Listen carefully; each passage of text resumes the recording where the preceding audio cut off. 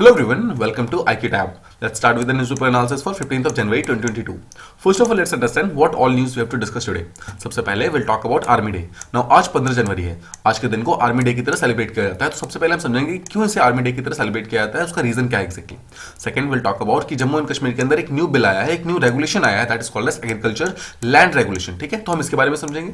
Third we'll talk about कि recently जो biennial report आता है, एक फॉरेस्ट रिपोर्ट आता है जो बाइनल होता है, मतलब हर 2 साल पे आता है. तो लास्ट 2019 के अंदर आया था. ठीक है, उसके बाद 2021 का जो रिपोर्ट है रिसेंटली उसको रिलीज किया गया है बाय मिनिस्टर ऑफ एनवायरमेंट. तो इसमें India State of Forest report exactly क्या क्या बोलता है, उसमें क्या क्या फाइंडिंग्स हुई है, हम इस चीज को प्रॉपर्ली समझने की कोशिश करेंगे. And finally will talk about कि for the first time India जो है ब्रह्मोस किसी कंट्री को बेच रहा है. ठीक है, मतलब पहली बार इंडिया इसको एक्सपोर्ट कर रहा है. तो दैट कंट्री इज फिलीपींस. ठीक है, तो हम इन 4 चीजों को प्रॉपर्ली समझने की कोशिश करेंगे. Let's move on to the first topic that we have to discuss about. It is about the Indian Army day.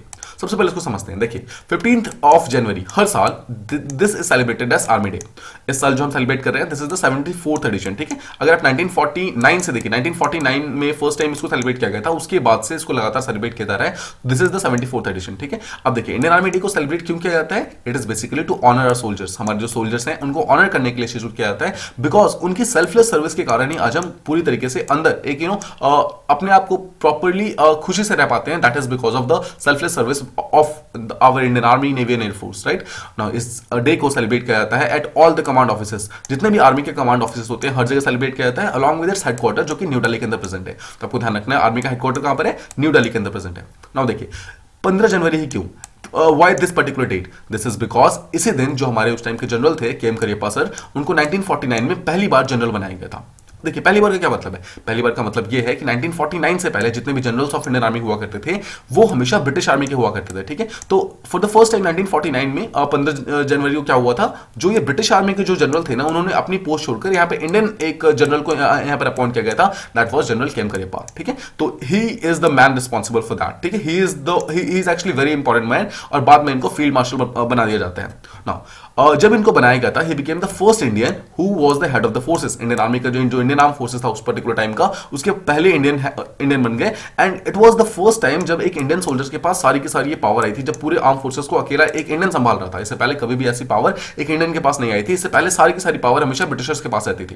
Now देखिए उस टाइम जो जनरल हुआ करते थे उनका नाम था जनरल फ्रांसिस बुशर. ठीक है, ये ब्रिटिश के फाइनल मतलब लास्ट उनके जनरल कह सकते हैं आप 1949 में जब फाइनल जो पावर ट्रांसफर हुआ था. देखिए आपको यहाँ पे एक चीज समझना है, 1947 में जो पावर ट्रांसफर हुआ था जिसमें इंडिया और पाकिस्तान को इंडिपेंडेंस मिली थी, that was actually only the political power transfer. ठीक है, आपको ध्यान रखना है वहां पर सिर्फ जो पॉलिटिकल पावर्स थी वो इंडिया को मिल गई थी, बट मिलिट्री पावर अभी भी जो मिलिटरी इंडिपेंडेंस हमें अभी भी नहीं मिला था. मिलिट्री इंडिपेंडेंस हमें कब मिला, that was on 15th of January 1949. So it was 1949 जब फाइनली हम लोग पूरी तरीके से इंडिपेंडेंट हो गए. ठीक है, और 1950 में 26th ऑफ जनवरी को हम होते हैं पूरी तरीके से रिपब्लिक. ठीक है, तो ये 3 डेट्स आपको ध्यान रखनी है. 1947 में 15 अगस्त को वी बिकेम पॉलिटिकली इंडिपेंडेंट. ठीक है, 1949 में we became militarily independent. On 15th of January 1949 we became militarily independent. And finally 1950 we became पूरी तरीके से रिपब्लिक. ठीक है, जब हमने अपना कॉन्स्टिट्यूशन बना लिया. तो आई होप आपको समझ आ गया कि जनरल फ्रांसिस बुशर जो उस टाइम के जनरल हुआ करते थे, उन्होंने अपनी सारी की सारी पावर्स बागडोर जो है जनरल के एम करियप्पा को उस टाइम दे दी थी. ठीक है, और बाद में जो ये थे ये बाद में फील्ड मार्शल के रैंक तक पहुंच गए. दिस इज द हाईएस्ट जो पोस्ट थी उस टाइम फील्ड मार्शल की हुआ करती थी. अभी रिसेंटली इससे भी ऊपर एक जो पोस्ट लाया गया है that is chief of defence staff. ठीक है, तो आपको ध्यान रखना है फिलहाल जो हाईएस्ट जो पोस्ट है किसी भी डिफेंस फील्ड में that is chief of defence staff. उससे पहले ये फील्ड मार्शल हुआ करती थी and he rose to that particular post K M Cariappa sir. ठीक है, आई होप आपको ये बेसिक चीजें समझ आ रही है. अब देखिए इस डे को सेलिब्रेट कैसे किया जाता है. सबसे पहले तो आप ये समझिए कि इंडियन आर्मी के लिए डे बहुत ही ज्यादा इंपॉर्टेंट है. तो इंडियन आर्मी जो है इस दिन देखिए एक तो जो हमारे ब्रेव सोल्जर्स हैं उनको बहुत ही अच्छे तरीके से ऑनर करना चाहते हैं. ठीक है, उनको ऑनर करने के लिए इस पर्टिकुलर डे को सेलिब्रेट किया जाता है. बट साथ ही साथ जो हमारा फाइनल पावर जो पावर का ट्रांसफर हुआ था, जैसे हमने भी बात किया कि मिलिट्री जो पावर ट्रांसफर हुआ था that was in 1949 actually. Right, उस पर्टिकुलर चीज को फाइनली जो हमने ब्रिटिश रूल से फाइनल पावर हमने जो खींच लिया था, मतलब हमने हमारे पास जो आ गया था, उस चीज को भी हम यहाँ पर सेलिब्रेट करते हैं 15th ऑफ जनवरी को हर साल. इस दिन एक परेड किया जाता है एट उन्हीं जो हमारे फर्स्ट जनरल हुआ करते थे करियप्पा सर, उन्हीं के नाम पर परेड ग्राउंड है जो कि न्यू दिल्ली के अंदर प्रेजेंट है. ठीक है, वहीं पर एक परेड ग्राउंड मतलब वहीं पे हमेशा परेड किया जाता है हर साल इस पर्टिकुलर डे को. नाउ इसका जो सैल्यूट होता है मतलब इसके जो चीफ गेस्ट होते हैं इस पर्टिकुलर परेड का, that is always the current army chief. ठीक है, तो इस साल कौन होंगे, इस साल जो हमारे करंट आर्मी चीफ है जनरल जो मनोज मुकुंद सर है, वो इस पर्टिकुलर बार के आर्मी चीफ है. ठीक है, वही इस पर्टिकुलर बार का सैल्यूट लेने वाले हैं, मतलब वो इस बार के चीफ गेस्ट होने वाले हैं आर्मी डे के. ठीक है, जो हो चुका है. अब देखिए अपार्ट फ्रॉम दिस देखिए एक तो यहां पर हो गया उनको प्रॉपर्ली सेलिब्रेट किया जाता है. इसके अलावा हमारे पास जितने भी वेपन्स होते हैं, इंडियन आर्मी के पास जितने भी वेपन्स होते हैं, ठीक है, पूरी के पूरे आर्सेनल में उन सबको शोकेस किया जाता है। This is a kind of power showing thing. Now देखिए, इसे नेगेटिव टर्म में मत लीजिएगा। This is not a power showing in a negative term, this is actually in a positive term, जो कि शो करता है कि इंडियन आर्मी कितनी स्ट्रांग है, राइट। अपने स्ट्रेंथ को यहाँ पर शो किया जाता है, जहां पर हम अपने सारे के सारे वेपन्स को, अपने सारे हेलीकॉप्टर्स को, ड्रोन्स को एंड ऑल द थिंग्स जो भी हमारे पास है ना, हर चीज को हम यहाँ पर डिस्प्ले करते हैं विद ग्रेट प्राइड। ठीक है, हम यहाँ पर अपनी प्राइड लेते हैं इस पर्टिकुलर चीज में कि Indian army has these many things. ठीक है, अब देखिए 2022 के अंदर भी जितने भी हमारे पास एक्वायर्ड वेपन्स थे, जितने भी इंडिजीनियसली डेवलप्ड वेपन्स थे, और साथ ही साथ जितने भी हमारे पास इंपोर्टेड वेपन्स थे, हर एक को हमने यहाँ पर शोकेस किया है। तो देखिए यहाँ पर आपको एक चीज समझना है कि हम सिर्फ उसी वेपन्स को यहाँ पर शो नहीं करते हैं जो हमने खुद बनाया है, सिर्फ इंडिजीनियस को नहीं करते हैं, साथ ही साथ ऐसे सारे वेपन्स जिसकी टेक्नोलॉजी हमने खरीदी है फिर एक्वायर किया है, साथ ही साथ ऐसे सारे वेपन्स जिसकी हमारे पास टेक्नोलॉजी नहीं है बट वो वेपन हमारे पास है, यानी कि हमने उसको इंपोर्ट किया है, सिंपली वेपन खरीदा है, हर एक वेपन को हम यहाँ पर शो करते हैं। तो इस साल 2022 के अंदर हमने 3 न्यू वेपन्स को शो किया है। पहला है दैट इज सॉल्टम गन। देखिए सॉल्टम गन जो है उसका 155 mm की एक गन है। ठीक है, आपको बस ध्यान रखना है सॉल्टम जो है किससे से रिलेटेड है, this is a kind of a gun जो कि इंडियन आर्मी के पास है। ठीक है, तो आपको एक चीज तो ये ध्यान रखना है। सेकंड चीज देखिए, BLT T-72 एक नाम का एक टैंक है। नाउ T-72 आपने सुना होगा, T-72 एक टैंक का नाम होता है, उसी का एक न्यू वेरिएंट है that is called as BLT T-72। ठीक है, तो ये भी एक टाइप का टैंक है जिसे कहते हैं Bharat Rakshak tank. And third is Brahmos missiles. इन तीनों ही जो वेपन्स है तीनों को यहाँ पर शो किया जाता है। ठीक है, तीनों को यहाँ पर जो 2022 का जो आर्मी डे है उसमें एक्स्ट्रा, मतलब बाकी जितने वेपन्स हैं उनके साथ में इन तीनों को भी शो किया गया है। ना 2022 में इसके साथ में एक और चीज हुई है, वो है कि न्यू कैमोफ्लेज यूनिफॉर्म मिला है इंडियन आर्मी को। इस पर्टिकुलर यूनिफॉर्म को देखिए, आप देखिए इस वेपन, मतलब इस यूनिफॉर्म को अगर आप देखेंगे, this uniform can be used कि किसी भी फॉरेस्ट के एरिया में या फिर किसी भी कोई भी ऐसा एरिया जहां पर छुप के वॉर करना हो, मतलब छुप के अटैक करना हो, तो उस वहां पर ये चीज काम आने वाली है। अब ये जो यूनिफॉर्म है उसको इंडियन आर्मी ने खुद डिजाइन किया है along with national institute of fashion technology. ठीक है, जो निफ्ट जो बॉडी है, तो इंडियन आर्मी और जो national institute of fashion technology दोनों ने साथ में मिलकर इस पर्टिकुलर यूनिफॉर्म को डिजाइन किया है। तो आई होप आपको ये चीजें प्रॉपर्ली समझ आ गई होगी ना। देखिए इंडियन आर्मी की अगर बात करोगे तो जो आर्मी की जो डिफेंस फोर्स है उसमें 3 कंपोनेंट्स है, right, army, navy and air force. ठीक है, तो एक तो हो गया आर्मी, एक हो गया नेवी, एक हो गया एयरफोर्स। अगर आप तीनों की बात करेंगे उसमें आर्मी जो हमारा सबसे लार्जेस्ट है, मतलब तीनों में सबसे लार्जेस्ट है। इसके अलावा आपको एक चीज और जो ध्यान रखनी है वो ये है कि जो इंडियन आर्मी है that is second largest army in the world. मतलब जो हमारे पास कैवलरी है, कैवलरी का मतलब होता है पैदल सेना। पैदल सेना मतलब जो ऐसे सोल्जर जो कि ऑन फुट वॉर करते हैं। ठीक है, वो अगर उसके बेसिस पे देखें तो हमारे पास सेकंड लार्जेस्ट आर्मी है, फर्स्ट चाइना के पास है। ठीक है, आपको ध्यान रखना है, सेकंड जो है इंडिया के पास है।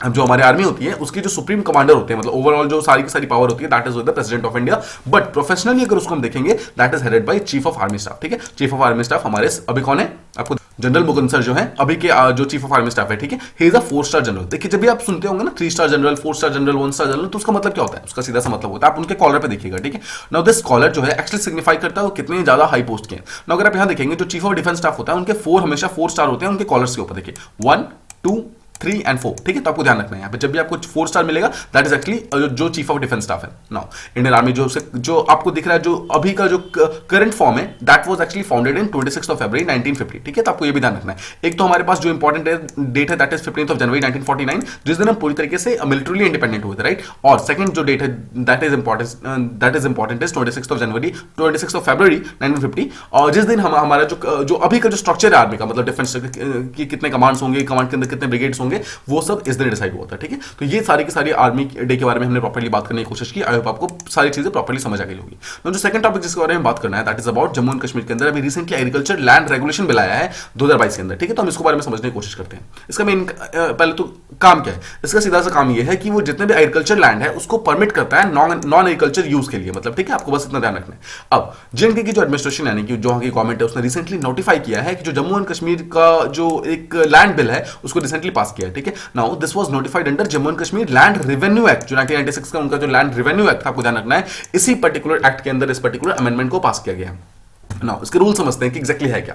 यहां पर इस पर्टिकुलर एक्ट के अंदर ये बोला गया है कि जितने भी एग्रीकल्चर लैंड है, ठीक है, उन सबको आप नॉन एग्रीकल्चर पर्पस के लिए भी यूज कर सकते हो, लेकिन वो पर्पस उसकी आपको यूज करने से पहले आपको एक चीज जो करना होगा कि आपको परमिशन लेना होगा from the district collector, that is the जो आईएएस ऑफिसर वहां के होते हैं, जो वहां के डीएम होते हैं, उनसे आपको यहां पर वो लेना होगा। ठीक है, अगर आपको वहां की परमिशन मिल गई तो आप उस पर्टिकुलर एग्रीकल्चर लैंड को नॉन एग्रीकल्चर पर्पस के लिए यूज कर सकते हो। अगर आपको ध्यान होगा तो हमने इसके बारे में बात की हुई है कि जेएंडके के अंदर जितना भी लैंड था, स्पेशली जितना एग्रीकल्चर लैंड लैंड था उसको आप अभी तक नॉन एग्रीकल्चर पर्पस के लिए यूज नहीं कर सकते थे, ठीक है। अब आप इस चीज को यूज कर सकते हो, but only with the permission of this particular DM. अब देखिए, जो एक कलेक्टर है, जब भी इसके पास कोई भी रिक्वेस्ट आएगा कि हम इस पर्टिकुलर लैंड को नॉन एग्रीकल्चर पर्पस के लिए यूज करना चाहते हैं, सबसे पहले इनका काम यह होगा कि वो एक डिस्ट्रिक्ट लेवल कमेटी बनाएंगे और उस कमेटी से प्रॉपर रिकमेंडेशंस लेंगे, ठीक है। अभी हम इसको प्रॉपर्ली समझेंगे। अब यहाँ पे शॉर्ट में समझिए कि डीसी के पास जब वो आएगा तो डीसी यहाँ पर एक कमेटी बनाएंगे और कमेटी से प्रॉपर्ली रिकमेंडेशन लेंगे, उसके बाद ही वो उस पर्टिकुलर चीज को हाँ या ना बोलेंगे, ठीक है। अब देखिए, जो भी ऐसी पार्टी होगी जो कि उस पर्टिकुलर एग्रीकल्चर लैंड को नॉन एग्रीकल्चर चीजों के लिए यूज करना चाहती है, मतलब जो भी एप्लीकेंट होंगे उनको पहली बात तो एक फीस देनी होगी, ठीक है, एक रिक्विजिट फीस देनी होगी। ऐसा क्यों है, ये फीस क्यों देना होगा, ताकि जितने भी नॉन सीरियस लोग हैं ना, वो इस चीज में ऐसा ना हो कि मतलब जिसका मन कर रहा है वही जाके ये बोलना स्टार्ट कर दे कि हाँ मुझे भी यूज करना है, मुझे भी यूज करना है, राइट। ऐसा नहीं होना चाहिए। इसी चीज को यहाँ पर रोकने के लिए इस पर्टिकुलर फी को रखा गया है, ठीक है, ताकि जो ओनली जो सीरियस लोग हैं ना वही यहाँ पर आके रिक्वेस्ट करें। अब देखिए, जितने भी लैंड जो कि ऐसे मतलब कोई भी रिक्वेस्ट किया जाएगा, that shall be used only for the purpose जिसको उस परमिट के अंदर अलाउ किया गया है। मान लीजिए कि एक पर्टिकुलर एग्रीकल्चर लैंड है, ठीक है, उसको जो डीएम ने फाइनली जो दिया है वो दिया है कि सिर्फ आप यहाँ पर जो है मान लीजिए कि यहाँ पर आप कुछ दिनों के लिए एक छोटी सी वो बना सकते हो, कोई भी एक टाइप का फार्म बना सकते हो, ठीक है, जहां पर आपको नॉन एग्रीकल्चर चीजें आप कर सकते हो।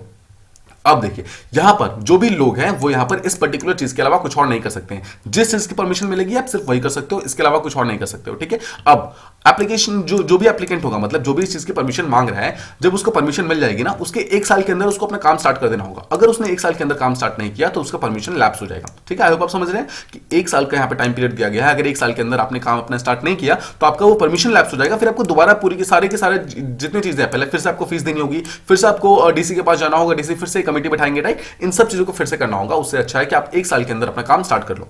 अब देखिए, मान लीजिए कि कोई पर्सन है जिसने एक साल के अंदर जो काम स्टार्ट नहीं कर पाया। अगर कोई ऐसा पर्सन है जो काम स्टार्ट नहीं कर पाया है तो वो डीसी के पास जाकर रिक्वेस्ट कर सकता है और उसको अपनी प्रॉब्लम बता सकता है।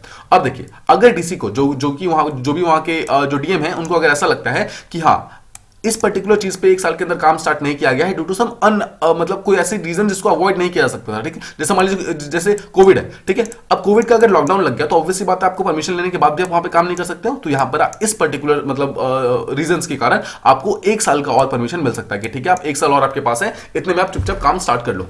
अगर उसके बावजूद यानी कि टोटल 2 साल तक अगर आपने अपना काम स्टार्ट नहीं किया तो फिर आपकी परमिशन आपको वहां पे नहीं मिलेगी, ठीक है। आपका परमिशन पूरी तरीके से लैप्स हो जाएगा। फिर सारा काम आपको फिर से स्टार्टिंग से करना होगा, मतलब सारी रिक्वेस्ट आपको फिर से स्टार्टिंग से करनी होगी। आई होप आप समझ गए। यहाँ पर देखिए, नॉर्मल केसेस में क्या है, आप सिंपली जो डीएम है उनके पास जाओगे, डीएम एक कमेटी बनाएंगे। कमेटी आपको मतलब जो कमेटी जो है वो डीएम को मतलब रिकमेंड करेगी कि हाँ ठीक है आप ऐसा कर सकते हैं, ऐसा कर सकते हैं। फिर वो जो डीएम है वो फाइनली एक वो कर देंगे, ठीक है, या तो अलाउ करेंगे या फिर अलाउ नहीं करेंगे। अगर वो अलाउ कर दिया तो उसके एक साल के अंदर उस पर्सन को काम स्टार्ट कर देना होगा। अगर वो एक साल के अंदर काम स्टार्ट नहीं करता है तो वो परमिशन लैप्स हो जाएगी, ठीक है। लेकिन अगर उसके पास कोई जेन्युइन रीजन है तो वो जाकर डीएम को बता सकता है, ठीक है। और अगर डीएम को ऐसा लगता है कि वो अनअवॉइडेबल था तो उसको एक साल के लिए और काम मिल सकता है। बट अगर वो 2 साल के अंदर पूरी तरीके से काम स्टार्ट नहीं करता है तो उसकी परमिशन यहाँ पे लैप्स हो जाएगी और फिर से उसको सब कुछ स्टार्टिंग से करना होगा, ठीक है। आई होप आप ये सारी चीजें प्रॉपर्ली समझ गए। अब देखिए, जो भी एप्लीकेशन वगैरह इसके लिए फाइल होगी ना, सबके सब ऑनलाइन फाइल होगी। यहाँ पर कोई भी ऑफलाइन मेथड नहीं है, कोई भी चीज यहाँ पर जो कि आपके प्रोजेक्ट को रोक सकती है, ऐसा कुछ भी नहीं। नाउ एक बार जब देखिए, अब यहां पर हम प्रॉपर्ली थोड़ा समझने की कोशिश करते हैं एग्जैक्टली काम कैसे करता है। अब मान लीजिए कि एप्लीकेंट था, ठीक है। एप्लीकेंट जब एप्लीकेशन लेकर आया, उसने जो डीसी वहां के जो थे यानी कि डीएम थे उनको वो एप्लीकेशन दे दिया, ठीक है। मतलब ऑनलाइन उसने फाइल किया, उसके बाद जो डीएम तक वो पर्टिकुलर चीज पहुंच गई। जब वो चीज पहुंच गई, अब वो क्या करेंगे डीएम, पहली बात तो जितने भी फील्ड एजेंसीज है वहां की जो रेवेन्यू फील्ड एजेंसीज है उन सबके पास ये पर्टिकुलर एप्लीकेशन भेज देंगे, ताकि ये जो एजेंसी के जितने भी लोग हैं ना वो जाके अलग अलग जगहों पर जाकर चेक कर सके कि जिस लैंड की वो बात की जा रही है क्या वहां पर वो पर्टिकुलर काम हो भी सकता है फिर नहीं हो सकता। ऐसा ना हो कि वहां पर कोई आप होटल वगैरह मतलब बनाने की बात कर रहे हो बट वहां की सॉइल बहुत ही ज्यादा वीक हो, मतलब आपके उस पर्टिकुलर सॉइल के ऊपर वो होटल बन ही ना सकता हो, ठीक है। ये सब चीजों को यहाँ पे चेक करना है।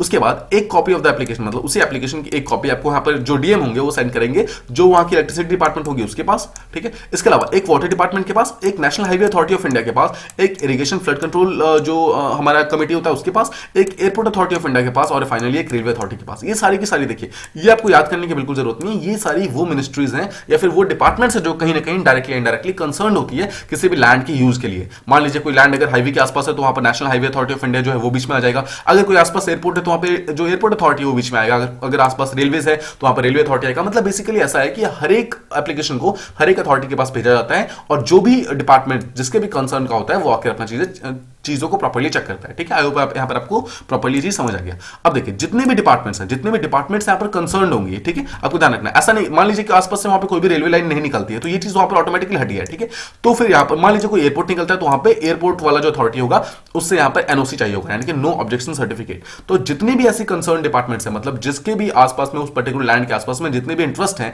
उन सारे डिपार्टमेंट्स यहाँ पर एक एनओसी चाहिए होगा।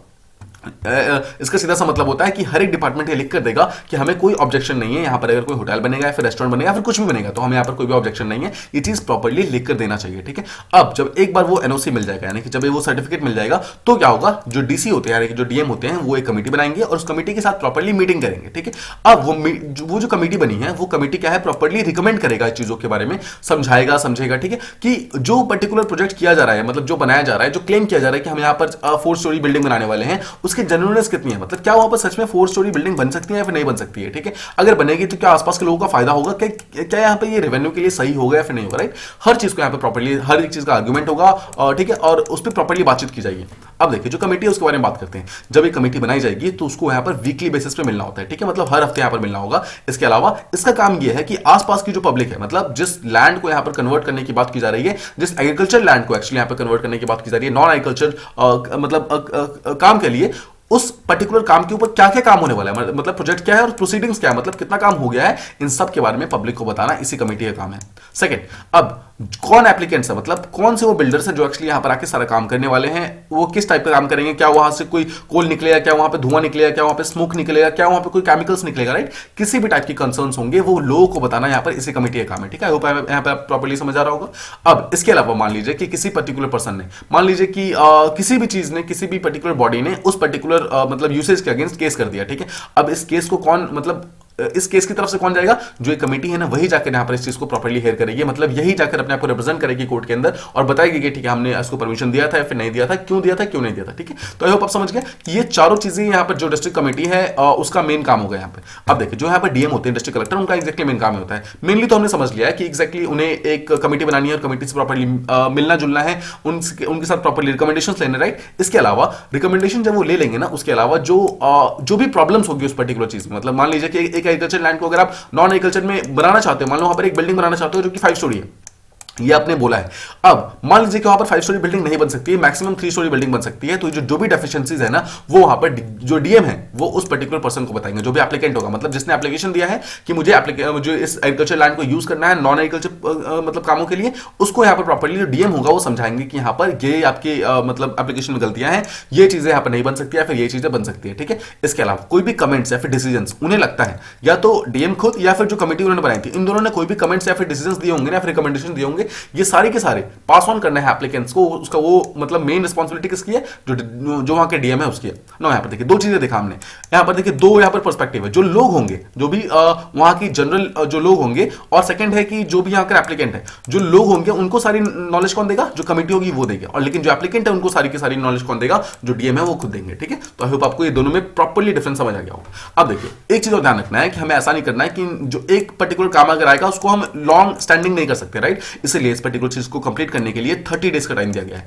मतलब कोई भी अगर रिक्वेस्ट आती है कि मुझे इस एग्रीकल्चर लैंड को यूज करना है नॉन एग्रीकल्चर पर्पस के लिए, तो आपको इस रिक्वेस्ट को या तो हाँ करना है या फिर ना करना है, जो भी करना है आपको 30 डेज के अंदर करना है, मतलब 1 महीने का टाइम फ्रेम दिया गया। आई होप आपको ये जेएनके का जो बिल आया प्रॉपर्ली समझ आ गया होगा। Now let's move on to the next topic जिसके बारे में बात करनी है, that is about the India State of Forest Report. देखिए इंडिया के अंदर कितना फॉरेस्ट है, इसका एक मतलब सर्वे होता है हर 2 साल में। ठीक है, तो इसी के बारे में अभी रिसेंटली जो इसका 2021 का जो सर्वे आया है वो रिसेंटली रिलीज हुआ है, that has been release by Ministry of Environment, Forest and Climate Change. ठीक है, आपको ध्यान रखना सबसे पहली बात है जो मिनिस्ट्री ऑफ एनवायरमेंट होता है वो इस चीज को रिलीज करता है। नाउ जो ये रिपोर्ट है, it says that there has been a continuous growth of forest cover in India. Now ये चीज बहुत इंपॉर्टेंट है कि हमारा जो फॉरेस्ट कवर है वो इंक्रीज हो रहा है, और जो करंट फॉरेस्ट कवर अगर आप उसकी बात करेंगे तो that has increase to more than 7 lakh square kilometres. ठीक है, आई होप आपको ये चीज समझ आ गई। अब पिछले 2 साल में अगर आप देखेंगे तो हमारा जो फॉरेस्ट कवर है और जो ट्री कवर है दोनों ही काफी इंक्रीज हुए हैं, that has increase by around 1540 square kilometres. Now देखिए यहाँ पे 2 डिफरेंट चीजें होती हैं, one is called forest cover and one is called tree cover. इसमें हल्का सा डिफरेंस समझते हैं कि फॉरेस्ट कवर क्या होता है और ट्री कवर क्या होता है। देखिए फॉरेस्ट कवर का सीधा सा मतलब है जहां पर बहुत ही मतलब ज्यादा जो एरिया है दैट इज अंडर द, मतलब वहां पर बहुत सारे पेड़ वगैरह हैं, बहुत सारे ट्रीज हैं यहाँ पे शॉर्ट टर्म्स में। ठीक है, उसे कहते हैं फॉरेस्ट कवर। और एक ट्री कवर क्या होता है, ट्री कवर बेसिकली एक ऐसा एरिया होता है कोई भी जो कि फॉरेस्ट के पहली बात तो बाहर होना चाहिए। ठीक है, मतलब फॉरेस्ट का नहीं होना चाहिए। और वहां पर देखिए बहुत सारे ट्रीज होने चाहिए, but that should be maximum 1 hectare का होना चाहिए। मतलब 1 हेक्टेयर तक के लैंड के अंदर, मतलब 1 हेक्टेयर लैंड के अंदर अगर बहुत सारे ट्रीज हैं तो उसे हम फॉरेस्ट नहीं बोलेंगे, उसे हम ट्री कवर बोलेंगे। बट अगर this particular limit is more then 1 hectare, मतलब बहुत सारे ट्रीज वगैरह हैं एंड जो लैंड है that is more then 1 hectares, तो दैट बिकम्स फॉरेस्ट। ठीक है, तो ये मेन डिफरेंस है। तो मतलब ट्री कवर मतलब पेड़ दोनों में ही होंगे, बट जो ट्री कवर होगा उसके अंदर जो पेड़ होंगे that will be under 1 hectares, और जो फॉरेस्ट होगा उसमें 1 हेक्टेयर से ज्यादा होंगे। ठीक है, अभी आपको ये दोनों चीजें प्रॉपर्ली समझ आ गई। अब देखिए जो 2019 का जो रिपोर्ट आया था उसके अनुसार हमारा जो total land area under forest cover था, मतलब हमारे कितना लैंड, हमारे पूरे इंडिया का टोटल कितना लैंड है जो जिसके ऊपर फॉरेस्ट है, दैट वाज अराउंड 21.67%। ठीक है, इतना था लास्ट टाइम में, और इस बार this has increase to around 21.71%। मतलब कितना इंक्रीज हुआ है, 0.04% इंक्रीज हुआ है। ठीक है, 0.04%, बट कुछ भी हो इंक्रीज हुआ है। ठीक है, देखिए बहुत ज्यादा इंक्रीज नहीं हुआ है, हमें इसके ऊपर और ज्यादा काम करने की जरूरत है, बट ये एटलीस्ट इंक्रीज हुआ है। राइट, अब देखिए इसके अलावा ये तो हो गया हमारा कितना land area under forest cover है, तो हमने पहला वाला देखा फॉरेस्ट वाला। अब सिमिलरली जो ट्री कवर वाला है वो भी अराउंड 721 स्क्वायर किलोमीटर के लिए इंक्रीज हुआ है। ठीक है, आई होप आप समझ गए, ये दोनों चीजें बहुत इंपॉर्टेंट है। अब देखिए जो ट्री कवर है वो होता क्या है, जैसा हमने बात किया कि कोई भी ऐसा एरिया जो कि फॉरेस्ट के बाहर हो और जिसका साइज 1 हेक्टेयर से कम हो। ठीक है, कोई भी ऐसा एरिया जो कि 1 हेक्टेयर से कम हो और उसके ऊपर बहुत सारे ट्रीज वगैरह हो, that is called as a tree cover. ठीक है, दोनों के बीच में डिफरेंस आई होप आपको प्रॉपर्ली समझ आ गया। नाउ यहां पर अगर आप फॉरेस्ट कवर और ट्री कवर जो इस साल का है उसको अगर प्रॉपर्ली समझेंगे तो जो 2021 का रिपोर्ट है उसका है ये। देखिए अगर आप हर साल का देखेंगे, ठीक है, हर साल का मतलब हर एक जो रिपोर्ट आया, हर बाइनल रिपोर्ट जो आया है उसको हम थोड़ा समझने की कोशिश करते हैं। पहले हम फॉरेस्ट कवर देखते हैं। ठीक है, मतलब कितना फॉरेस्ट जो है, यानी कि ऐसा एरिया जिसमें 1 हेक्टेयर से ज्यादा ऐसा एरिया जो कि ट्री के अंदर है, वो कितना इंक्रीज हुआ है। देखिए 2011 में पहली बार ये चीज निकला था, फिर 2013 में अराउंड 0.85% इंक्रीज हुआ, सिमिलरली 0.54% इंक्रीज हुआ अगले में, फिर 0.94, 0.56, बट इस बार अगर आप देखेंगे तो this has increase just by 0.22%। मतलब हमने इंक्रीज तो किया है बट बहुत ज्यादा इंक्रीज नहीं किया है। सेकंड जो ट्री कवर है, ट्री कवर क्या होता है, कोई भी ऐसा एरिया जो कि 1 हेक्टेयर से कम का लैंड हो और उसके ऊपर बहुत सारे ट्रीज हो। इसमें देखते हैं सिमिलरली 2011 में स्टार्ट हुआ था, 2013 में देखिए 0.46 इंक्रीज हुआ, बट इसके बाद इसने पेस पकड़ ली। 2015 में देखिए 1.43% से इंक्रीज हुआ, अगेन 1.34% इंक्रीज हुआ, अगेन 1.29% इंक्रीज हुआ, but again we have declined here. ठीक है, देखिए 2021 के अंदर हमारा जो फॉरेस्ट कवर था वो भी डिक्रीज हुआ है और जो हमारा ट्री कवर था वो भी डिक्रीज हुआ है। देखिए फॉरेस्ट कवर हमारा कितना इंक्रीज हुआ है, सिर्फ 0.22%, और जो हमारा ट्री कवर कितना इंक्रीज हुआ है, सिर्फ 0.76%। तो कंपैरेटिवली अगर इन दोनों में पूछेगा तो ज्यादा कौन सा, मतलब ज्यादा किसने ग्रोथ किया है, तो tree cover has comparatively grown faster, मतलब 0.76% ग्रो किया है ना। यहां पर देखिए यहां पर सिर्फ 0.22% यहां पे ग्रो कर रहा है। तो आई होप यहां पर आप समझ गए कि ट्री कवर जो है उसने कंपैरेटिवली ज्यादा ग्रो किया है as compare to the forest cover in the last 2 years. ठीक है, ये मेन चीज था। आप कुछ स्टेट्स को समझते हैं कि कौन से स्टेट ने कितना ज्यादा ग्रो किया है। देखिए सबसे ज्यादा हाईएस्ट जो इंक्रीज हुआ है फॉरेस्ट कवर में, that has been seen in Telangana. ठीक है, तेलंगाना के अंदर मोर देन 3% जो लैंड था वो फॉरेस्ट के अंदर है। इसके अलावा तेलंगाना के बाद आता है आंध्र प्रदेश, देन कम्स ओडिशा। देखिए तेलंगाना के अंदर 3% था, आंध्र के अंदर 2.22% है, ओडिशा के अंदर 1.04% है। ऑल्दो देखिए this is good, comparatively good है, but still we need to do a much more. ठीक है, हम अभी देखिए और भी चीजें हम देखेंगे जहां पर हमें समझ आएगा कि बहुत सारा फॉरेस्ट लॉस भी हुआ है। तो देखिए ये तीन चीजें समझ के इन तीनों स्टेट में जो इतना ज्यादा फॉरेस्ट कवर जो इंक्रीज हुआ है, that has basically been due to two things. First is agro forestry and second is plantation. देखिए अगर एग्रो फॉरेस्ट्री समझेंगे, अगर आप उसको 2 पार्ट में डिवाइड कीजिए, first is agriculture, second is forestry. इसका मतलब क्या है कि एक पर्टिकुलर फील्ड पे आप पहली बात तो कुछ क्रॉप्स उगा रहे हैं और साथ में कुछ ट्रीज भी उगा रहे हैं। ठीक है, that is called as agro forestry. And second comes plantation. Plantation का मतलब होता है आप सेम टाइप की ट्रीज, सेम टाइप की क्रॉप्स जो है वो पूरे साल उगाते हैं, that is called as plantation cover. ठीक है, आई होप आपको ये दोनों चीजें प्रॉपर्ली समझ आ गई। अब इन्हीं दोनों चीजों के कारण यहाँ पर तेलंगाना, आंध्र प्रदेश और उड़ीसा के अंदर जो फॉरेस्ट कवर है वो कंपैरेटिवली काफी अच्छे से इंक्रीज हुआ है। अब कुछ ऐसे स्टेट्स भी है जहां पर फॉरेस्ट लॉस सबसे ज्यादा हुई है, दैट इज मणिपुर, अरुणाचल प्रदेश, नागालैंड, मिजोरम, मेघालय। तो आप देख सकते हैं, देखिए मणिपुर, अरुणाचल, नागालैंड, मिजोरम, मेघालय, आप देखेंगे सारी की सारी जो नॉर्थ ईस्ट वाली स्टेट्स है ना, वही है सारी की सारी। देखिए नॉर्थ ईस्ट स्टेट्स उन स्टेट्स में से था कुछ साल पहले जो इसमें सबसे ज्यादा हाईएस्ट ट्री कवर हुआ करती थी, बट आप यहाँ पे देख सकते हैं कि फॉरेस्ट लॉस में सबसे ज्यादा हाईएस्ट में टॉप 5 में सारी की सारी नॉर्थ ईस्टर्न स्टेट्स हैं। So that is actually not good. ठीक है, अब ऐसे कौन कौन से स्टेट है जहां पे फॉरेस्ट कवर हाईएस्ट है। अब यहां पर देखिए, प्लीज आप कंफ्यूज मत होइएगा, पीछे देखिए हमने देखा कि कितने सबसे ज्यादा इंक्रीज किसमें हुआ है। यहां पर हमने देखा सबसे ज्यादा इंक्रीज किसमें हुआ है, बट अब हम देखने वाले कि टोटल नंबर ऑफ जो वो है एरिया वाइज टोटल जो फॉरेस्ट है वो सबसे ज्यादा किसमें है। सबसे ज्यादा है मध्य प्रदेश में, second comes Arunachal Pradesh, third comes Chhattisgarh, then comes Odisha and finally comes Maharashtra. ठीक है, आप यहां पे समझ गए कि ये वो एरिया है जो कि एरिया वाइज सबसे ज्यादा फॉरेस्ट किसके अंदर है। बट अगर हम परसेंटेज वाइज देखेंगे, मतलब टोटल जो एक पर्टिकुलर स्टेट के अंदर जितना भी टोटल लैंड है उसका कितना परसेंट परसेंटेज जो है वो फॉरेस्ट के अंदर आता है, तो वहां पर देखिए टॉप पे कौन आता है, Mizoram, second comes Arunachal, third is Meghalaya, fourth is Manipur, fifth is Nagaland. देखिए आई नो ये थोड़ा सा कंफ्यूजिंग है, बट आपको ये ध्यान रखना होगा because this is actually very important. देखिए एरिया वाइज अगर आप देखेंगे तो टॉप पे MP, Arunachal, Chhattisgarh, this three are enough. अगर आप तीन याद कर सकते हैं that is more than enough, ठीक है। देखिए एम ए सी आप ऐसे ध्यान कर सकते हैं, मैक है ये, ठीक है। बट अगर यहां पे देखेंगे दिस इज मैप, यहां पर देखिए, यहां पर मिजोरम, अरुणाचल, मेघालय, ऑल्दो यहां पर है, देखिए अरुणाचल दोनों में सेकंड नंबर पे है, बट यहां पर टॉप पे एमपी है, बट यहां पर टॉप पे मिजोरम है, ठीक है। यहां पर थर्ड नंबर पे छत्तीसगढ़ है, यहां पर थर्ड नंबर पे मेघालय है। आपको प्लीज इसको ध्यान रखना है, this is actually very important, ठीक है। किसी भी एग्जामिनेशन के अंदर ये पूछा जा सकता है। अब कुछ स्टेट देखिए जो माउंटेन वाले स्टेट्स हैं, अब जहां पर माउंटेन है वहां पर ऑटोमेटिकली सोचा जाता है कि वहां पर फॉरेस्ट कवर काफी ज्यादा होगा, ठीक है। अब वहां पर समझते हैं कि क्या माउंटेन स्टेट्स के अंदर कोई फॉरेस्ट कवर इंक्रीज हुआ है फिर डिक्रीज हुआ है। देखिए फर्स्ट स्टेट जो हिमालयन स्टेट, अगर आप ऐसे देखेंगे तो फर्स्ट कम्स जेएनके। जेएनके के अंदर जो हमारा डेंस फॉरेस्ट था वो काफी ज्यादा कम हो गया। देखिए तीन टाइप के फॉरेस्ट होते हैं, first comes dense forest, second comes moderate forest और थर्ड होता है नॉर्मल फॉरेस्ट। जो डेंस फॉरेस्ट होता है इसका मतलब होता है जहां पे फॉरेस्ट जो है वो काफी ज्यादा वो है डेंस है, ठीक है। मतलब जहां पे ट्रीज काफी ज्यादा पास पास में है, इसको हम प्रॉपर्ली भी समझेंगे। बस यहां पर देखिए जम्मू एंड कश्मीर जो है डेंस फॉरेस्ट वहां पर काफी ज्यादा लूज हो गया। सेकंड देखिए, सेकंड आता है हिमाचल प्रदेश। अगर आप हिमाचल में देखेंगे वहां पर ऑल्दो जो डेंस फॉरेस्ट था वो तो काफी इंक्रीज हुआ है, बट जहां पे मॉडरेट फॉरेस्ट था वो डिक्रीज हो गया। तो देख सकते हैं जेएनके के अंदर भी फॉरेस्ट डिक्रीज हो रहा है, हिमाचल के अंदर भी ऑल्दो एक टाइप का फॉरेस्ट इंक्रीज हो रहा है, बट ओवरऑल सेकंड टाइप का जो फॉरेस्ट है यानी कि मॉडरेट फॉरेस्ट है वो यहां पर डिक्रीज हो रहा है। अब बाकी जितने भी हिमालयन स्टेट्स हैं जैसे कि हिमाचल हो गया, जेएनके, लद्दाख, उत्तराखंड, जितने भी हैं उन सब में माना जा रहा है कि फॉरेस्ट कवर जो है काफी ज्यादा डिक्रीज हो गया है, ठीक है। फॉरेस्ट कवर डिक्रीज हुआ है और इसके कारण माना जा रहा है कि अगले कुछ सालों में उन यहां पर टेंपरेचर जो है काफी ज्यादा बढ़ जाएगा। मतलब यहां पर इंक्रीज इन टेंपरेचर हो सकता है कि देखा जाए that is because of the rapid loss of forest, ठीक है। यहां पर फॉरेस्ट कम हो रहा है, फॉरेस्ट कम होने के कारण यहां पर टेंपरेचर धीरे धीरे बढ़ेगा ना। इसके अलावा जैसा हमने पीछे देखा था कि जितने भी टॉप जो मतलब जो सबसे नीचे जो 5 स्टेट्स है जिसमें सबसे ज्यादा फॉरेस्ट कवर है उसमें पांचों ही नॉर्थ ईस्टर्न स्टेट्स है। मतलब नॉर्थ ईस्टर्न स्टेट्स का बहुत बुरा हाल है। यहां पर देखिए, यहां पर ये बोला जा रहा है जितने भी नॉर्थ ईस्टर्न स्टेट्स हैं they are to face extreme rainfall due to forest cover loss. मतलब आने वाले स्टेट्स में आने वाले साल में माना जा रहा है यहां पर जो रेनफॉल है वो बहुत ज्यादा एक्सट्रीम हो सकता है, ठीक है। इतना ज्यादा एक्सट्रीम होगा कि यहां पर प्रॉब्लम बहुत ज्यादा बढ़ जाएगी। दैट इज बिकॉज ऑफ की फॉरेस्ट लॉस इतना ज्यादा हो गया है ना कि यहां पर ये चीजें अब अंडर कंट्रोल रह नहीं रही हैं।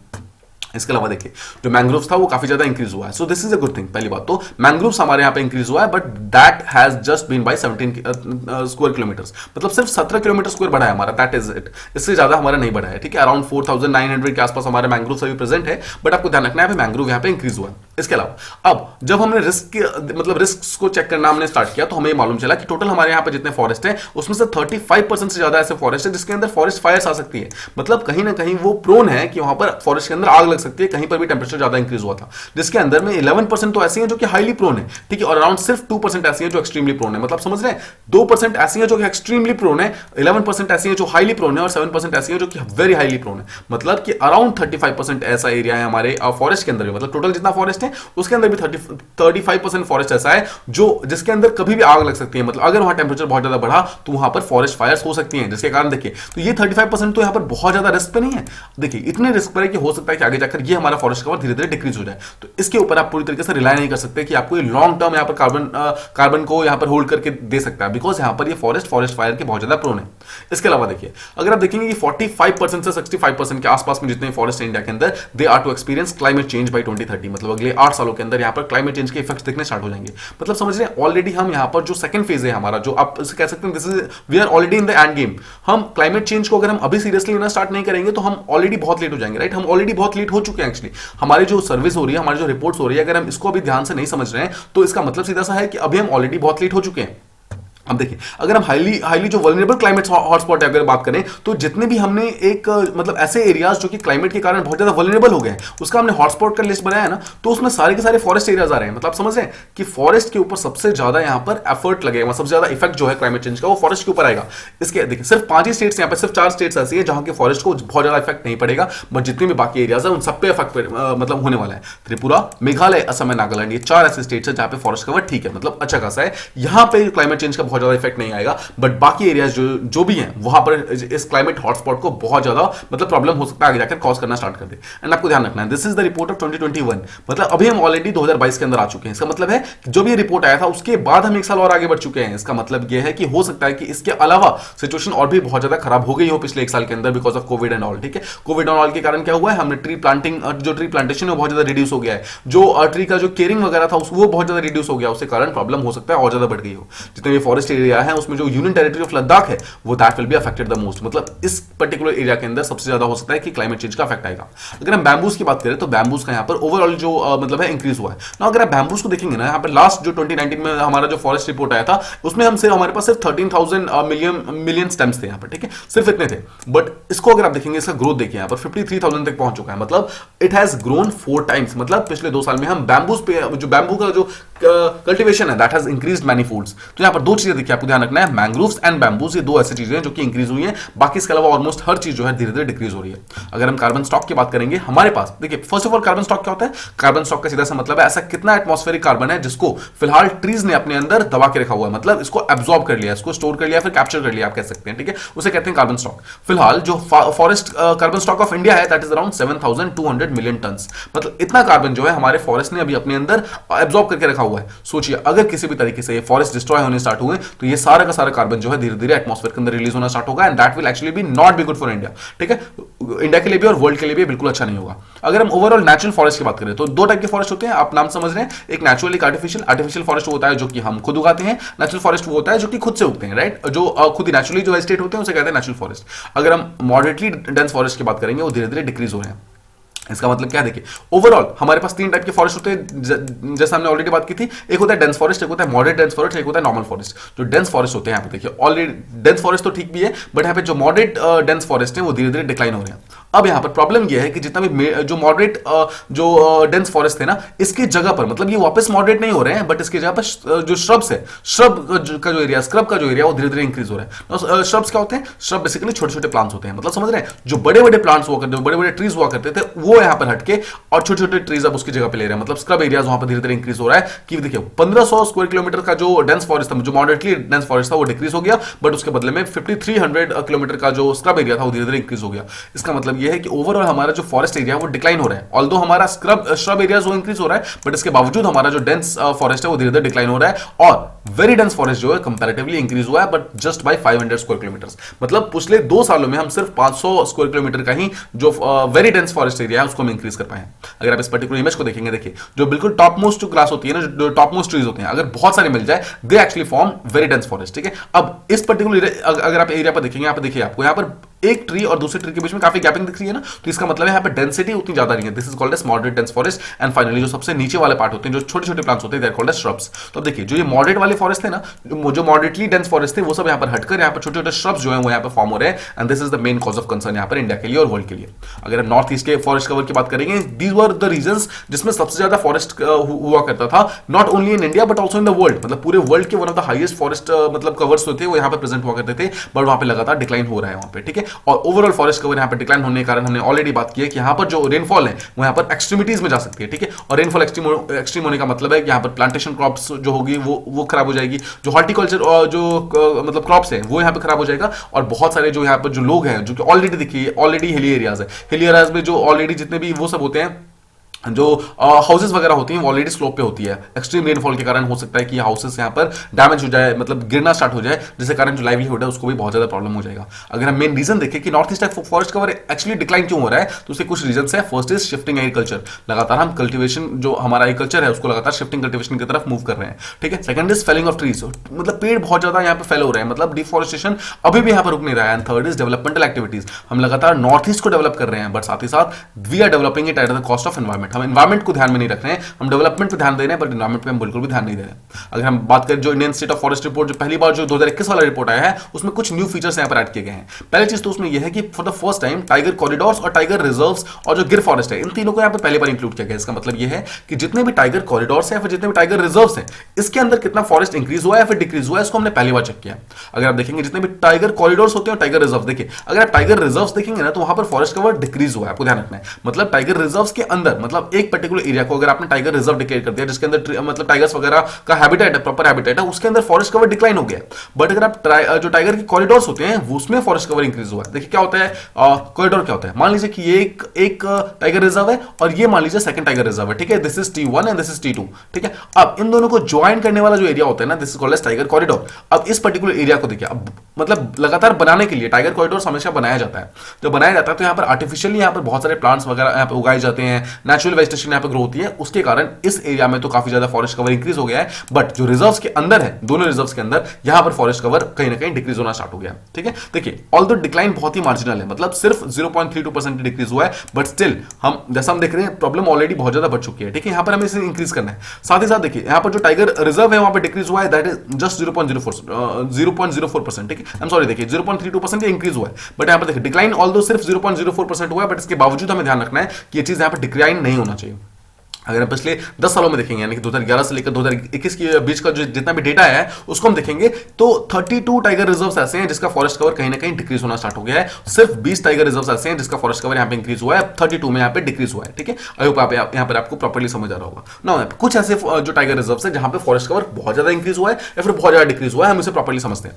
देखिए पहले सबसे पहले वो स्टेट्स, वो टाइगर रिजर्व्स जहां पे जो फॉरेस्ट कवर थे वो बहुत ज्यादा इंक्रीज हुए हैं, मतलब कहां पे, जहां पे काफी अच्छा इंक्रीज हुआ है फॉरेस्ट कवर में, पहला है अनामलाई जो टाइगर रिजर्व तमिलनाडु के अंदर प्रेजेंट। देखिए this is Tamil Nadu, this particular point जो आप देख रहे हैं ना, this is called as Anamalai. तो आप देख सकते हैं कि कहीं ना कहीं सेंट्रल पार्ट के अंदर प्रेजेंट है। नाउ सेकंड देखिए इंद्रावती जो टाइगर रिजर्व छत्तीसगढ़ के अंदर प्रेजेंट है, दिस इज छत्तीसगढ़, इसके बिल्कुल साउथ में देखेंगे this is called as Indravati. ठीक है, यहां पे इंद्रावती टाइगर रिजर्व प्रेजेंट है। यहां पर आपको ना इसका लोकेशन ध्यान रखना है। देखिए आपने एक साथ अगर टाइगर रिजर्व लेके बैठेंगे तो याद करना बहुत मुश्किल हो जाएगा, बट आप इंडिविजुअली, जैसे अभी देखिए अभी हम यहाँ पर 6 टोटल टाइगर रिजर्व्स को देखने वाले हैं। आप बस दिमाग के अंदर इस 6 टाइगर रिजर्व को रखिए, इनको प्रैक्टिस कीजिए, आज रात में इसको आप याद करने की कोशिश कीजिए, एंड आप देखेंगे कि जो कल सुबह आप उठेंगे या फिर कल सुबह जब भी आप इसको ट्राई करेंगे याद करने का, आपको बहुत अच्छी तरीके से ये ऑलरेडी याद हो चुका होगा।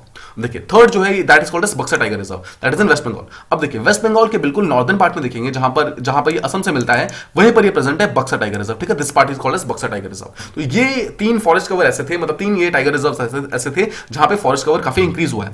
अब देखिए हम 3 फॉरेस्ट कवर ऐसे देखते हैं, 3 टाइगर रिजर्व ऐसे देखते हैं जहां पे फॉरेस्ट कवर सबसे ज्यादा डिक्रीज हुआ है। पहला है सुंदरबन। नाउ देखिए this is first of all very important, because यहां पे रॉयल बंगाल टाइगर की मतलब ओनली जो पॉपुलेशन है वो यहां पे रहती है। अगर यहां पे फॉरेस्ट कवर डिक्रीज होगा तो यहां पर क्या है, जो उनका हैबिटेट है वो लगातार डिक्लाइन होना स्टार्ट हो जाएगा। और देखिए जो सुंदरबन है सबसे पहले देखते हैं कहां प्रेजेंट है। अगर आप वेस्ट बंगाल का बिल्कुल ईस्टर्न मोस्ट पार्ट देखेंगे, जहां पर गंगा खत्म होती है आकर, वहीं पे सुंदरबन जो डेल्टा है यहां पे मिलती है। देखिए this is called as Sundarban tiger reserve, यहीं पे प्रेजेंट है वो। ठीक है, अब second is Kawal tiger reserve, जो कि तेलंगाना के अंदर प्रेजेंट है। देखिए दिस इज तेलंगाना, आंध्र प्रदेश से डिवाइड होकर जब तेलंगाना बनता है उसके बिल्कुल नॉर्दर्न साइड में this particular region is called as Kawal tiger reserve. And finally Bhadra tiger reserve, जो कि कर्नाटक के अंदर प्रेजेंट है, this is Karnataka, this particular part is called as Bhadra tiger reserve. ये 6 टाइगर रिजर्व, आपको बस इन 6 का फिलहाल लोकेशन याद कीजिए। जैसे जैसे टाइगर रिजर्व न्यूज में आते जाएंगे हम उसको वैसे ही कवर करते रहेंगे, और आपको धीरे धीरे क्या होगा, 1 या 2 महीने के अंदर जितने भी चीजें न्यूज में होंगी वो सारी की सारी मैप के साथ आपको प्रॉपर्ली याद हो जाएगी। ठीक है, आपको यहाँ पर इन सब चीजों को ध्यान रखना है। ना कुछ डेफिनेशन है जिसको हम समझने की कोशिश करते हैं कि एग्जैक्टली किसको क्या बोलते हैं। देखिए जब भी आपको बोला जाएगा कि this particular area is a forest area, forest area एक टाइप का लीगल स्टेटस होता है। लीगल स्टेटस कैसे? बिकॉज गवर्नमेंट ऑफ इंडिया खुद डिक्लेयर करती है बाय लॉ, मतलब बाय लॉ डिक्लेयर करती है, इसलिए उसे लीगल स्टेटस मिलता है। ठीक है, कोई भी किसी भी एरिया को। सेकंड, जब बोला जाएगा कि इसका फॉरेस्ट कवर कितना है, तो फॉरेस्ट कवर का सीधा सा मतलब है कि वहां पर फॉरेस्ट कितना कवर्ड है, मतलब कितना एरिया ऐसा है जिसके ऊपर ट्रीज प्रेजेंट है। ठीक है, तो presence of trees at a particular part of land, that is called as the forest cover. Now देखिए अब यहाँ पर 3 टाइप के यहाँ पर डेंस फॉरेस्ट होते हैं। पहली बात तो यहाँ पर होता है वेरी डेंस फॉरेस्ट, सेकंड होता है मॉडरेटली डेंस फॉरेस्ट, और थर्ड होता है नॉर्मल फॉरेस्ट, जिसे कि ओपन फॉरेस्ट भी बोला जाता है। देखिए first is very dense forest, ये कोई भी ऐसा फॉरेस्ट जिसकी कैनोपी जो है वो 70% से ज्यादा है। ना यहाँ पर कैनोपी क्या होता है? कैनोपी का सीधा सा मतलब देखिए, ये upper most branch of the trees जो होता है ना, वो जो फॉर्म करते हैं they are called as canopy. मैं आपको एग्जांपल समझाता हूं। देखिए दिस इज ट्री, ठीक है, मान लीजिए ट्री है, सेकंड ट्री, ठीक है, और ये थर्ड ट्री। अब देखिए जो इसका अपर वाला पार्ट जो है ना, इतने सारे यहाँ पर पत्ते हो जाते हैं, जिसके कारण क्या होता है, अपर में बिल्कुल एक फोलियस टाइप बन जाता है, मतलब एक टाइप का कवर बन जाता है, जहां से सनलाइट जो है नीचे की तरफ पेनिट्रेट नहीं कर पाता है। ठीक है, दिस पर्टिकुलर रीजन, कोई भी ऐसा एरिया अगर बन जाए जहां पर बहुत सारे ट्री के पत्ते आ जाए ऊपर की तरफ, they are called as canopy. ठीक है, तो कोई भी ऐसा एरिया जहां पे कैनोपी की डेंसिटी जो है 70% से ज्यादा हो, ठीक है, मतलब बहुत सारी कैनोपी एक साथ हो, 70% से ज्यादा का यहाँ पे density, that is called as a very dense. अब सेकंड होता है यहाँ पर मॉडरेटली डेंस फॉरेस्ट, कोई भी ऐसा ट्री जिसकी कैनोपी अगर फॉर्म कर रही हो 40% से लेकर 70% तक का डेंस एरिया, मतलब डेंसिटी फॉर्म करे, मतलब ऑल्दो सब पास पास तो हो बट दोनों में हल्का हल्का डिफरेंस हो, मतलब 40 से 70% की डेंसिटी हो, उसे कहते हैं मॉडरेटली डेंस फॉरेस्ट। और कोई भी ऐसा एरिया जो कि कैनोपी डेंसिटी जहां की 10% से 40% के बीच में, मतलब काफी कम है, that called as open forest. मतलब यहाँ पे फॉरेस्ट तो है, मतलब काफी ज्यादा एरिया यहाँ पर ऐसे है जो कि ट्रीज के अंदर है, बट यहाँ पर जितने भी ट्रीज हैं वो सब काफी दूर दूर है, मतलब बहुत ज्यादा पास पास नहीं है। ठीक है, अब देखिए fourth is called as scrubs. जैसा हमने पीछे देखा था स्क्रब्स का सीधा सा मतलब होता है कोई भी ऐसी ट्रीज का ब्रांचेस हैं जो पहली बात तो काफी छोटे हो, और सेकंड उनकी कैनपीज जो है वो 10% से भी कम हो, मतलब काफी ज्यादा दूर दूर अगर ट्रीज हो, मतलब एक ट्री अगर यहां पर है तो सेकंड ट्री यहां पर होता है, थर्ड ट्री यहां पर होता है, मतलब कैनपी आकर उनके बहुत पास में नहीं होती, उनके जो ऊपर के पत्ते होते हैं वो आपस में ज्यादा मिलते नहीं है, ठीक है, they are called as scrubs. And finally canopy क्या होता है वो हमने प्रॉपर्ली देख लिया। आई होप आपको सारे डेफिनेशन प्रॉपर्ली समझ आ गए होंगे। नाउ देखिए लास्ट हम इसमें इसके बारे में ये समझते हैं कि एक्जैक्टली जो फॉरेस्ट सर्वे होता है उसका मतलब क्या होता है, फॉरेस्ट सर्वे में क्या एक्चुअली हम फाइंड आउट करते हैं। तो यहाँ पर हम दो चीजें फाइंड आउट करते हैं। सबसे पहले तो जितना एरिया रिकॉर्डेड फॉरेस्ट एरिया के अंदर है, हम सबसे पहले तो उसको फाइंड आउट करते हैं कि कितना एक्जैक्टली फॉरेस्ट एरिया इसमें इंक्रीज हुआ है फिर डिक्रीज हुआ है।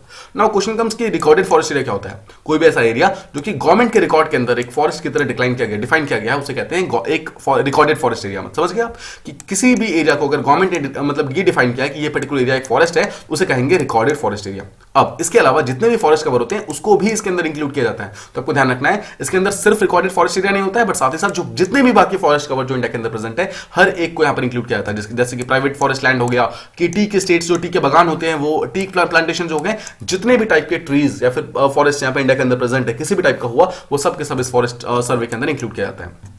आई होप आपको ये चीजें और ये टॉपिक प्रॉपर्ली समझ आ गया होगा। Now let's move on to the last topic that we have to talk about. It is the first BrahMos का जो एक्सपोर्ट ऑर्डर है वो इंडिया ने पहली बार लिया है, ठीक है। और देखिए सबसे पहले आपको समझना है किस कंट्री को इंडिया ब्रह्मोस दे रही है, दैट इज फिलीपींस, ठीक है। इंडिया और फिलीपींस ने रिसेंटली ब्रह्मोस के लिए एक डील साइन की है। अब देखिए कौन सा ब्रह्मोस, पहली बात तो ब्रह्मोस के 3 वेरिएंट्स हैं इंडिया के पास। ब्रह्मोस के पास मतलब इंडिया के पास इसका लैंड वेरिएंट है, एयर वेरिएंट है और नेवल वेरिएंट है, अगर आप कह सकते हैं, ठीक है। लैंड वेरिएंट होता है जहां पर इंडिया ब्रह्मोस को लैंड से कहीं पर भी अटैक कर सकता है, ठीक है, मतलब जो भी इसका रेंज है वहां पर अटैक कर सकता है। एयर होता है जहां पर इस ब्रह्मोस को एरोप्लेन के अंदर रखकर वहां पर अटैक किया जा सकता है, और नेवल होता है जहां पर सबमरीन के ऊपर रखकर इस पर्टिकुलर चीज को अटैक किया जा सकता है, ठीक है। अब इंडिया और फिलीपींस के बीच में जो अटैक हुआ है, मतलब जो डील हुई है, that has been basically for the shore based supersonic cruise missile system.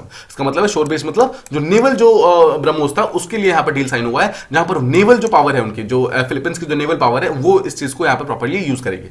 Now ये जो डील साइन हुआ है that is actually a plan जिसमें फिलीपींस जो है प्लान कर रहा है कि अपने डिफेंस को, स्पेशली अपनी जो उसकी मैरीटाइम जो डिफेंस है यानी कि नेवी है, उसको स्ट्रेंथन करना चाहता है, बिकॉज उसके चाइना के साथ जो कॉन्फ्लिक्ट है लगातार इंक्रीज होते जा रहे हैं। अब आपको ध्यान रखना है इस डील में कितने मिसाइल जाने हैं, कितने लॉन्चर्स जाने हैं, ये अभी तक अनस्पेसिफाइड है, मतलब बिकॉज अभी ये डील हुई नहीं है। माना जा रहा है कि जो जनवरी 2022 का जो लास्ट वीक होगा ना उसमें डील साइन होगी, तो जब भी ये चीज होगी हम उसको प्रॉपर्ली समझ लेंगे। बट यहाँ पर अनस्पेसिफाइड नंबर यहाँ पर डिसाइड किया गया है, मतलब नंबर डिसाइड नहीं किया गया है। इसके अलावा क्या क्या पेमेंट शेड्यूल होगा, हर चीज यहाँ पर प्रॉपर्ली मतलब डिफाइन किया जाएगा कि स्पेयर पार्ट्स कौन सी कंपनी देगी और कब तक हमें वो मिसाइल मिल जाएगी, मतलब फिलीपींस को कब तक वो मिसाइल मिल जाएगी, और फाइनली कौन कौन यहाँ पर ट्रेनिंग दिया, मतलब कौन कौन सी जो इंडियन आर्मी की कौन कौन से पार्ट्स है जो कि ट्रेनिंग प्रोवाइड करेगा फिलीपींस को इस चीज की यूज करने के लिए। नाउ इसके अलावा देखिए इससे पहले अगर आप देखेंगे कि फिलीपींस ने ऑलरेडी एक जो फिलीपींस का जो डिपार्टमेंट ऑफ नेशनल डिफेंस है, जैसे हमारा इंडियन आर्मी है उसका फिलीपींस के पास जो डिपार्टमेंट ऑफ नेशनल डिफेंस है उसने ऑलरेडी एक नोटिस ऑफ अवार्ड इशू कर दिया था। मतलब जो नोटिस ऑफ अवार्ड होता है ना वो एक टाइप का ऐसा मतलब एक मैकेनिज्म होता है जो कि शो करता है कि हाँ ठीक है हम ब्रह्मोस को साइन करने को रेडी हैं। तो बेसिकली फिलीपींस ने ऑलरेडी इंडिया के साथ एक notice of award already sign किया हुआ है। इसका मतलब है कि उसने जो इंडिया की प्रपोजल है उसको ऑलरेडी एक्सेप्ट कर लिया। पहले हम समझते हैं कि फिलीपींस के एग्जैक्ट लोकेशन कहां पर है। देखिए दिस इज इंडिया, ठीक है, this is India. Now India के पास में अगर देखेंगे दिस इज बांग्लादेश, बांग्लादेश के थोड़ा सा पास है Myanmar, Laos, Thailand, Cambodia, Vietnam, ये चारों स्टेट्स, इसके बारे में हमने काफी बात की, आपको इसके एग्जैक्ट लोकेशन ध्यान रखना है, ठीक है।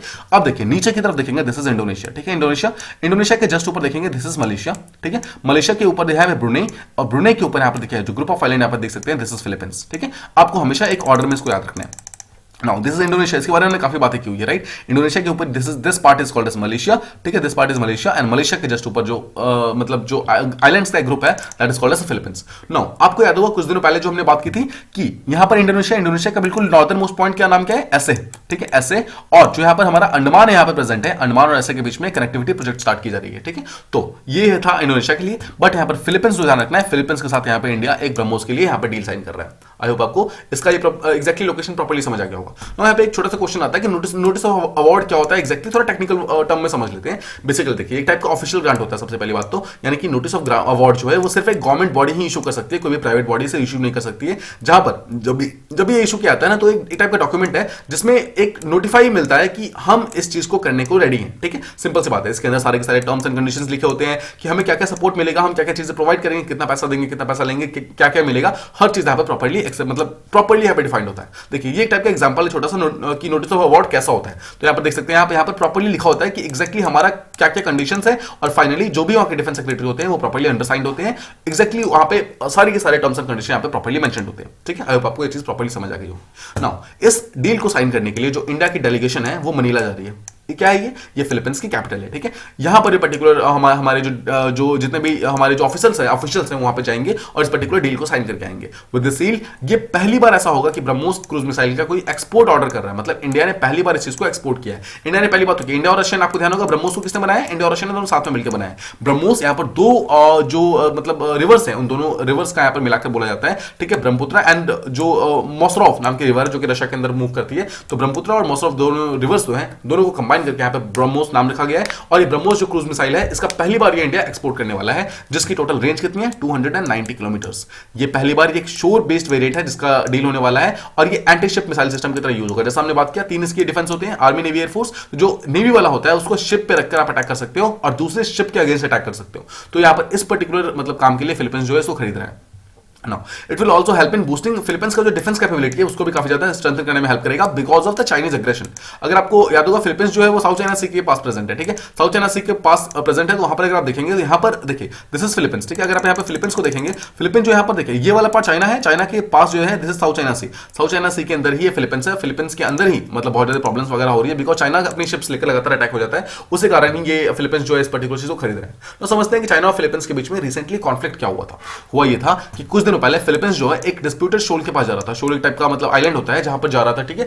अब ये ऐसा एरिया है, मतलब ये ऐसा एरिया है जहां पर एक्चुअली फिलीपींस की जो मरीन्स है उन्होंने इस चीज को, इस पर्टिकुलर आइलैंड को अपने कब्जे में किया हुआ है ऑलरेडी। बट यहां पर जाते टाइम मतलब जो कि फिलीपींस का एक्चुअली ऑलरेडी अपना था, उसके ऊपर चाइनीज की कोस्ट गार्ड शिप्स ने अटैक कर दिया, ठीक है। उसके ऊपर वाटर कैनन से अटैक किया गया, मतलब ठीक है, कुछ गोले मारे गए फिलीपींस के शिप्स के ऊपर, जो उनके सप्लाई बोट्स थे उनके ऊपर, ठीक है, नवंबर 2021 के अंदर। इसके बाद फिलीपीन की गवर्नमेंट ने यहां पर चाइना के अगेंस्ट एक वार्निंग इशू किया कि जिस वेसल पे उन्होंने अटैक किया है वो एक्चुअली फिलीपींस और यूएस के बीच में एक म्यूचुअल डिफेंस ट्रीटी के अंदर मतलब अंदर साइंड है। तो आप कोई भी अटैक अगर यूएस के वेसल पे कर रहे हो तो यूएस से डायरेक्टली आपके अगेंस्ट वॉर क्रिएट कर सकता है। ऐसा फिलीपींस ने टाइप की धमकी टाइप दी थी ताकि चाइना दोबारा हमारे अगेंस्ट कुछ भी अटैक वगैरह ना करे, ठीक है। आई होप आपको ये चीज प्रॉपर्ली समझ आ गई।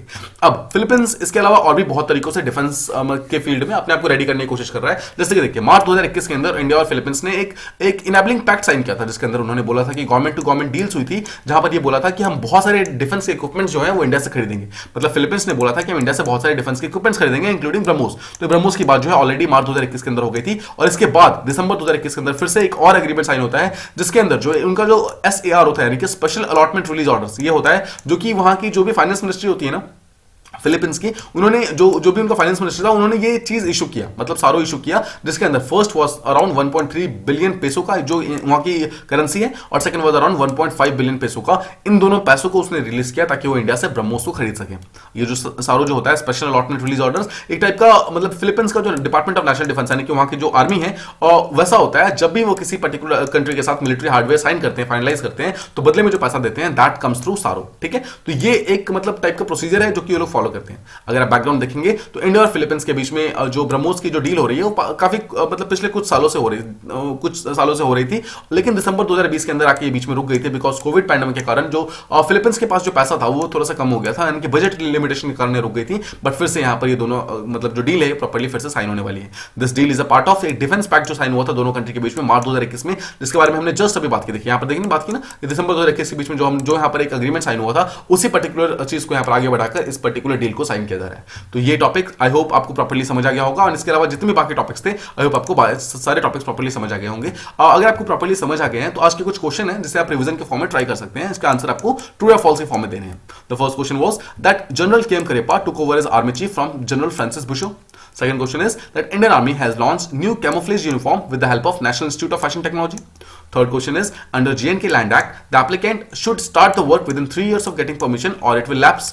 Fourth question is in percentage terms, tree cover in India has increased as compared to forest cover. The fifth question is that Arunachal Pradesh is among the top 3 states in the term of highest increase in forest cover. Next is that forests under Tiger Reserve have been included in the Indian Forest Survey report for the first time ever.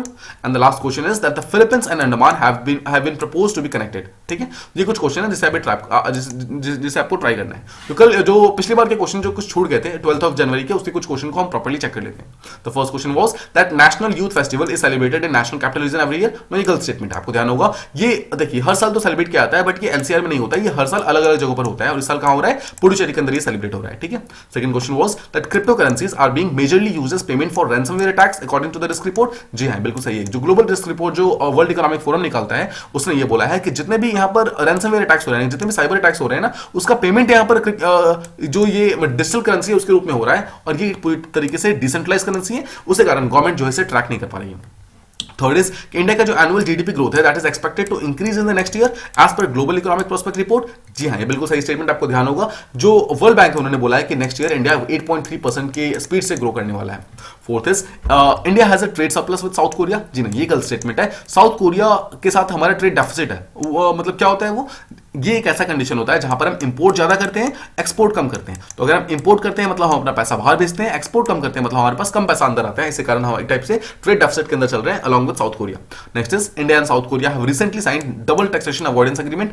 जी नहीं, ये गलत statement है। ये 1985 में sign हुआ था, ठीक है, तो ये रिसेंट नहीं है। पहली बात देखिए, दोनों कंट्री ने साइन करा है, दिस इज टोटली राइट। दोनों कंट्री के बीच में डीटीए साइन हो रखा है, बट ये मतलब अराउंड 1985 में साइन हो चुका था, तो ये न्यू नहीं है, मतलब ये रिसेंट नहीं है। The last question was that 1997 में जो एशियन फाइनेंशियल क्राइसिस आया था that began in South Korean tech companies. जी नहीं, ये गलत स्टेटमेंट है कि थाईलैंड के जो टेक कंपनीज थे वहां पर स्टार्ट हुआ था, ठीक है, बट इसका इफेक्ट साउथ कोरिया तक पहुंच गया था, बट ये स्टार्ट साउथ कोरिया में नहीं हुआ था, ये स्टार्ट हुआ था थाईलैंड के अंदर। तो ये थी हमारी आज की प्रॉपर्ली जो हमने सारे टॉपिक्स और सारे क्वेश्चन को प्रॉपर्ली समझने की कोशिश की। आई होप आपको सारे टॉपिक्स एंड सारे क्वेश्चन प्रॉपर्ली समझ आ गए होंगे। If you like the video please do like share and subscribe and thank you so much for listening.